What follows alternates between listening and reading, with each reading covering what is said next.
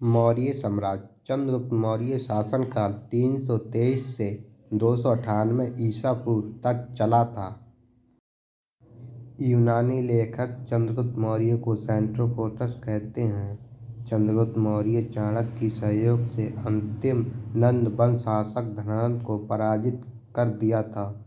25 वर्ष की आयु में 322 ईसा पूर्व मगध के सिंहासन पर आसीन हुए और विजय प्राप्त हुई और मौर्य साम्राज्य की स्थापना हो गई थी। ब्राह्मण सहित नीति चंद्रगुप्त मौर्य को शूद्र कुल जाति से संबंधित बताते हैं, जबकि बौद्ध धर्म और जैन धर्म के अनुसार क्षत्रिय बताते हैं। चंद्रगुप्त मौर्य ने व्यापक रूप से विजय करके प्रथम अखिल भारतीय साम्राज्य की स्थापना की। चंद्रगुप्त ने तत्कालीन यूनानी शासक सेल्यूकस निकेटर को पराजित कर दिया था। चंद्रगुप्त मौर्य ने 305 ईसा पूर्व में सेल्यूकस निकेटर को हराया था।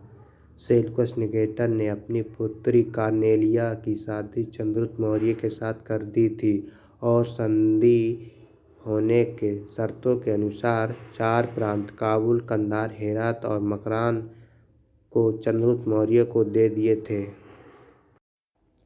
सेल्यूकस निकेटर ने अपने राजदूत मेगस्थनीज को चंद्रगुप्त मौर्य के दरबार में भेज दिया था और चंद्रगुप्त मौर्य ने 500 हाथी उपहार में दिए थे।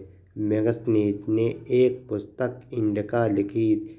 चंद्रगुप्त मौर्य की मृत्यु 298 ईसा पूर्व में सिडरबेलगोला में उपवास के द्वारा हो गई थी।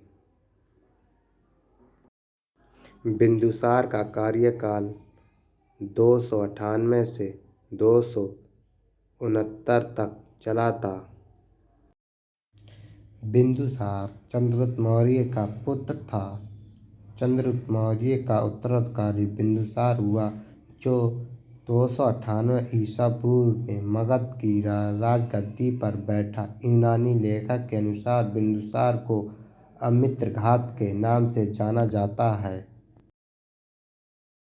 जिसका अर्थ है शत्रु विनाशक, जबकि वायु पुराण में बिंदुसार को भद्रशाह या वरिष्ठशाह कहा जाता है। जैन ग्रंथों में बिंदुसार को सिंहसेन कहा गया है। बिंदुसार अजीवक संप्रदाय का अनुयायी था। बिंदुसार शासनकाल में तक्षशिला, सिंधु एवं झेलम नदी के बीच में विद्रोह हो गया। इस विद्रोह को समाप्त करने के लिए पहले सुप्रीम को भेजा, बाद में अशोक को भेजा था।